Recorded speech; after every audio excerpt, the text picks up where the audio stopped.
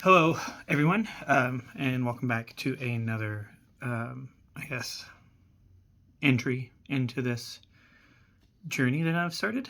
My name is Daniel, and I'm on the journey to find hope through faith. So I got gifted the Ethiopian Bible, which is, I know Ethiopia, I should say, had Christianity in it before the rest of the world, as we know it. That's from what I understand. Before it was in Europe, for sure. It was in Ethiopia first. So I felt like this is going to be a more complete account. But I'm not going to start over. I'm just going to pick up where I left off. But I'm going to start over with Numbers chapter 14. And then I'm going to work my way down. There's a bunch of different books in this version of this Bible. Not just the ones that we're used to. It is a lot more... There's a lot more information in it. So this is going to be... It's going to be exciting to read through. But yeah, let's get to it. So I'm not 100% sure where I left off last time, so I'm going to start chapter 14 again and then kind of work my way from there. I think would be good. And just like normal, if I see something I don't know, I'll try to look at it, look up the meaning, and then I'll talk about stuff. Try to figure all this stuff out, man. At this point, the whole community broke out with loud cries, and even in the night, the people wailed. All the Israelites grumbled against Moses and Aaron, the whole community, saying to them, "What would that we had died in the land of Egypt, or that here in the desert we were dead? Why is the Lord bringing us out of this unto this land, only to have us fall by the sword? Our wives and little ones will be taken as booty. Would it not be better for us to return to Egypt?" So they said to one another, "Let us appoint a leader and go back to Egypt."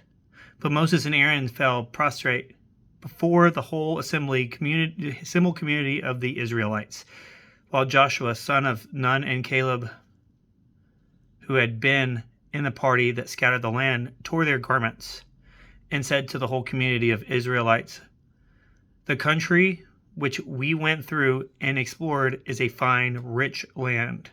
If the Lord is pleased with us, he will bring us in and give us that land, a land flowing with milk and honey.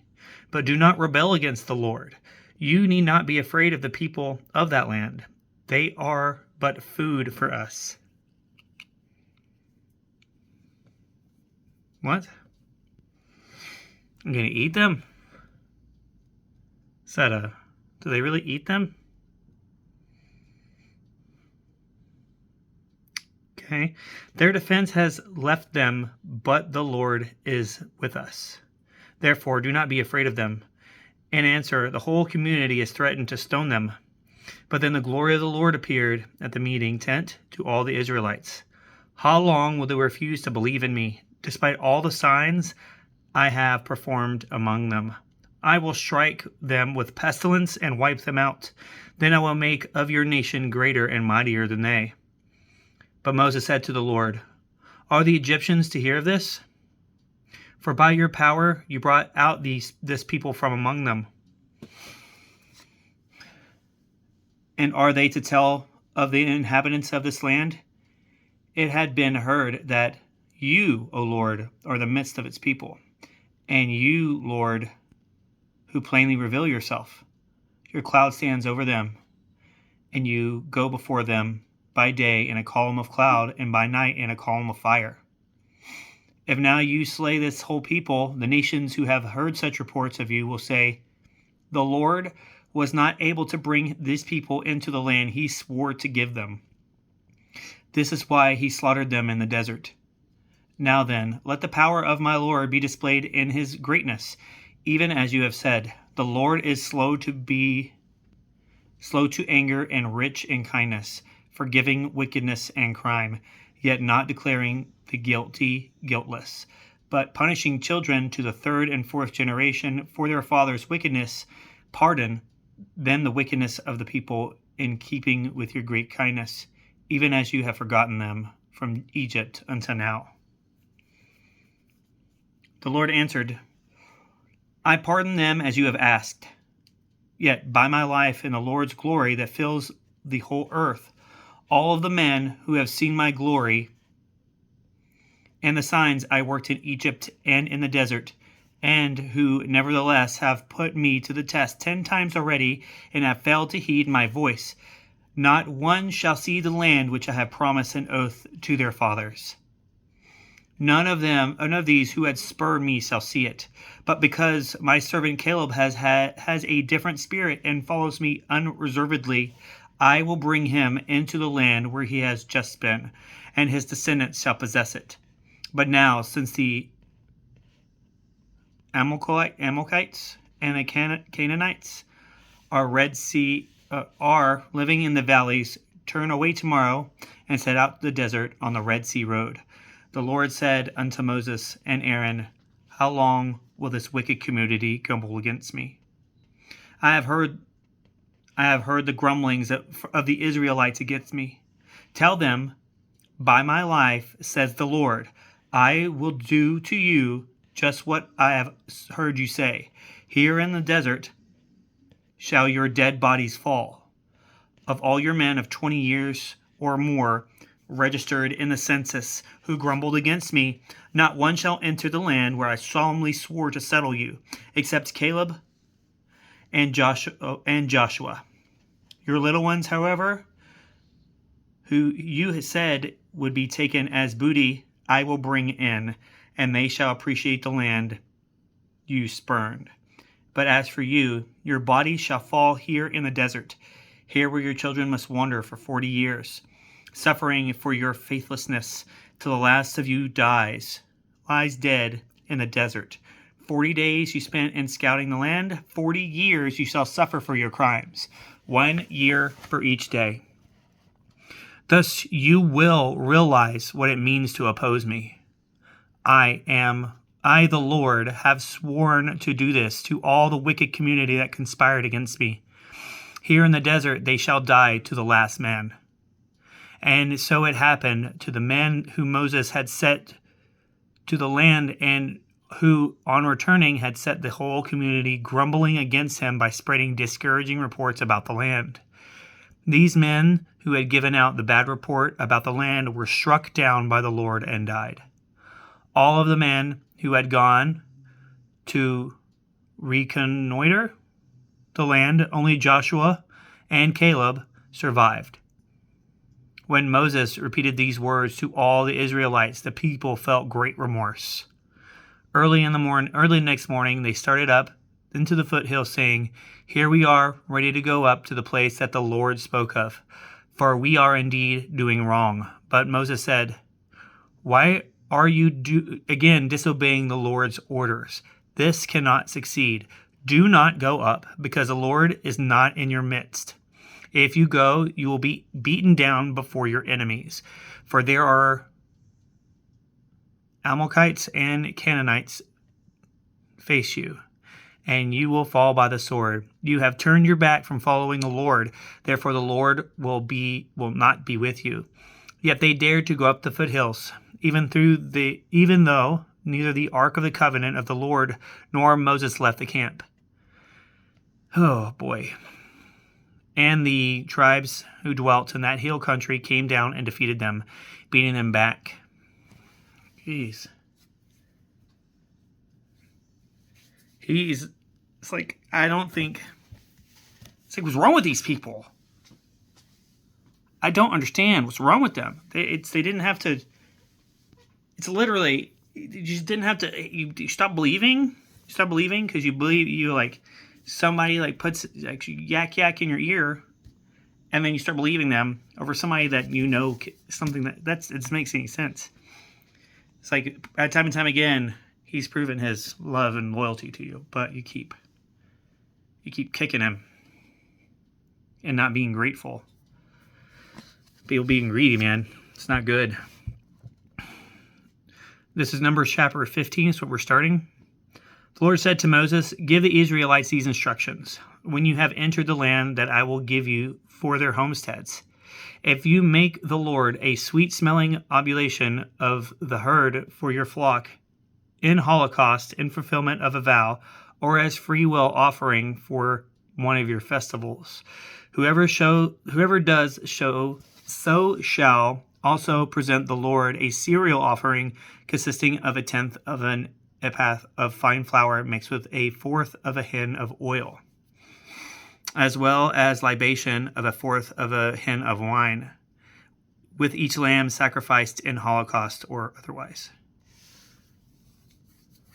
I wonder what that means. Okay, so I looked it up, and it seems like the word holocaust, in a sense, is about a sacrifice. So that makes sense. Okay. Let's see.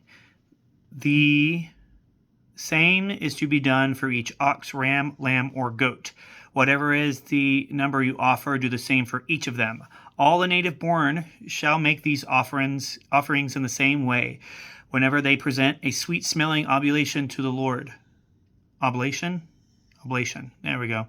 Likewise, in any future generation, any alien residing with you permanently for the time, who presents a sweet-smelling oblation to the Lord, shall do as you do.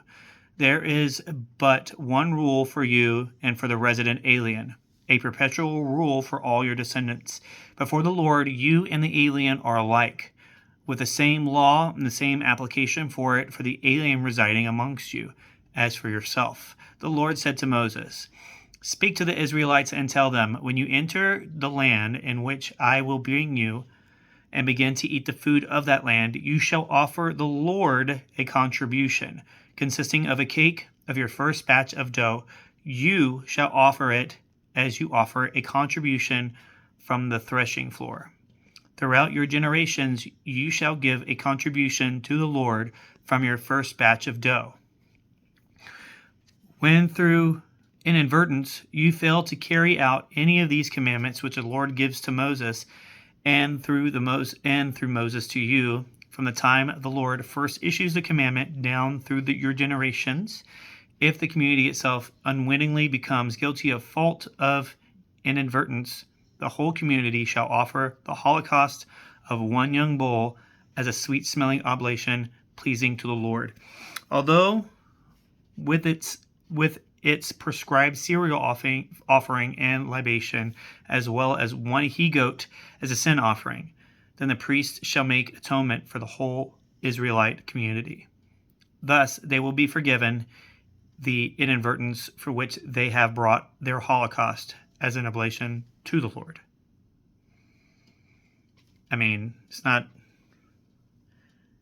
a terrible price to pay if you forget, but it's a lot of sacrificing, a lot of death. It's a lot of death. I guess that's the way of knowing that you really mean you're willing to do these things for him. I suppose murdering stuff seems extreme, though. Not only the whole Israelite community, but also its aliens residing among you shall be forgiven, since the fault of inadvertence affects all of the people. However, if it is an individual who sins inadvertently, he shall bring a yearling she-goat as a sin offering, and the priest shall make atonement before the Lord for him who sinned inadvertently. When the atonement has been made for him, he will be forgiven. You shall have but one law for him who sins inadvertently, whether he be a native Israelite or an alien residing with you. But anyone who sins defiantly, whether he be a native or alien, insults the Lord and shall be cut off from among the people. Since he has despised the word of the Lord and has broken his commandment, he must be cut off. He only has himself to blame. While the Israelites were in the desert, a man was discovered gathering wood on the Sabbath day. Well, that's not good. Those who caught him and brought him to Moses and Aaron and the whole assembly, but they kept him in custody, for there was no clear decision as to what should be done with him. Then the Lord said to Moses, "This man shall be put to death. Let the whole community stone him outside the camp." So the whole community led him outside the camp and stoned him to death, as the Lord had commanded Moses. I mean, his instructions were clear. On the Sabbath day, you rest. instructions were clear. And then this person should have listened. But now he's dead. That's unfortunate. So I wonder, okay, so if this person was, well, I'm curious, is that if you do this, is it like you're just like erased from all ever existing? Or do you get to go up to the kingdom? Or is it something you go down to hell? Like, what is it? What is it? What do you do? Because if they kill them and you're leading a good life, then you get stoned to death. Where do you go? Where's your soul go? Maybe he has to repeat it again until he gets it right. Maybe that's what it is. Maybe that's why we have reincarnation. Who knows? Anyway. The Lord said to Moses, "Speak to the Israelites and tell them that they and their descendants must put tassels on the corners of their garments, fastening each corner tassel with a violet cord. When you use these tassels, let the sight of them remind you to keep all the commandments of the Lord, without going wantonly astray after the desires of your heart and your eyes. Thus you will remember to keep all my commandments and be holy to your God. I, the Lord, am your God, who, as God, brought you out of Egypt, that I, the Lord, may be your God." So we're sacrificing people now. We're killing people, and don't forget, or you have to kill goats. They didn't say you had to kill the goats. It said, if you don't do it, then this is what you have to do to be back in my graces. I'm sure he's not happy because you're killing these things that he created, right?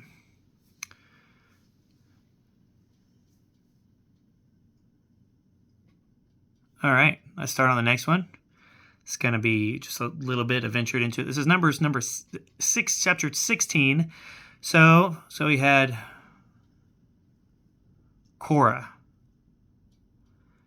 So in here it lists it's like all the paternal generations on this. Okay, so it's Korah and Dathan and Abiram. Okay, so they took 250 Israelites who were leaders in the community, members of the council, and men of note. They stood before Moses and held an assembly against Moses and Aaron, to whom they said, "Enough from you. The whole community, all of them, are holy. The Lord is in their midst. Why then should you set yourselves over the Lord's congregation?" When Moses heard this, he fell prostrate.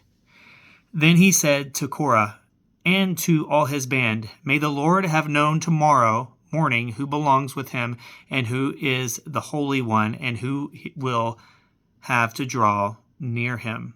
Whom he chooses, he will have draw near him. Do this. Take your censers and put fire in them and place incense in them before the Lord tomorrow. He whom the Lord then chooses is the Holy One. Enough from you, Levites." Moses said to Korah, "Listen to me, you Levites. It is little for you that the God of Israel has singled you out from the community of Israel, to have you draw near him for the service of the Lord's dwelling, and to stand before the community to minister for them. He has allowed you and your kinsmen and the descendants of Levi to approach him, and yet you now seek the priesthood too. It is therefore against the Lord that you now seek the priesthood too. Against the Lord that you and all of your band are conspiring." That's what it is. "For what has Aaron done that you should grumble against him?" Moses summoned Dathan and Abiram. Okay, but they answered, "We will not go. Are you not satisfied with having led us here from the land of flowing with milk and honey to make us perish in the desert, that you must now lord it over us?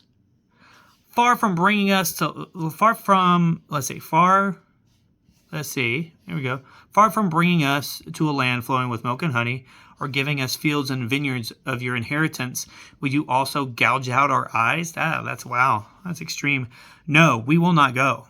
Then Moses became very angry and said to the Lord, "Pay no heed to their offering. I have never taken a single ass from them, nor have I wronged any of them." Moses said to Korah, "You and all of your band shall appear before the Lord tomorrow, you and they and Aaron too. Then each of your 250 followers shall take his own censer, put incense in it, and offer it to the Lord. And you and Aaron, each with his own censer, shall do the same." So they all took their censers, and laying incense on the fire they had put in them, and took their stand by the entrance of the meeting tent along with Moses and Aaron. Then when Korah had assembled all his band against them at the entrance of the meeting tent, the glory of the Lord appeared before the entire community. And the Lord said to Moses and Aaron, "Stand apart from this band, that I may consume them at once." But they fell prostrate and cried out, "O God, God of the spirits of mankind, will one man's sin make you angry with the whole community?" The Lord answered Moses, "Speak to the community and tell them, withdraw from space around the dwelling." Moses, followed by the elders of Israel, arose and went to Dathan and Abiram. Then he warned the community, "Keep away from the tents of those wicked men and do not touch anything that is theirs. Otherwise, you too will be swept away because of their sins." When Dathan and Abiram, I'm not sure, I'll have to look it up, had come out and were standing in the entrances of the tents with their wives and the sons and their little ones, Moses said, "This is how you shall know that the Lord is who sent me to do all I have done, and that it is not I who planned it. If these men die an ordinary death, merely suffering the fate of common to all mankind, then it was not the Lord who sent me. But if the Lord does something entirely new, and the ground opens its mouth and swallows them alive down into the netherworld, all belonging to them, then you will know that these men have defiled the Lord." No sooner had he finished saying all this, than the ground beneath them split open, and the earth opened its mouth and swallowed them and their families and all their possessions. They went down alive to the netherworld with all their belongings. The earth closed over them, and they perished from the community. But all the Israelites near them fled at their shrieks, saying, "The earth might swallow us too." So they withdrew from the space around the dwelling, and fire from the Lord came forth, which consumed 250 men who were offering the incense. Man. Whoa. Talking about pissed. Talk about pissed. You could tell God's pissed. They keep doubting him, man. They keep doubting him. And he's doing all this stuff, and they keep doubting him. And he's like, don't do that. Believe in me. It's like, why would I, he's basically saying, why would I do this? I did this for you. I didn't have to do this for you. And now you're complaining to complain. And that's not fair. It's like God's done all the stuff that he didn't have to. And they got punished for it. Because they didn't believe. They started grumbling. When are people going to learn? Every time. Happens every time. Every time somebody pisses off God, he brings retribution, and people are like, "Oh, okay. There's another time when we should have listened." More people lost their lives because they didn't. Tomorrow, this is great. Tomorrow we'll get in more to this Bible again. And yeah, I hope to see you guys there. Have a good day. See you next time.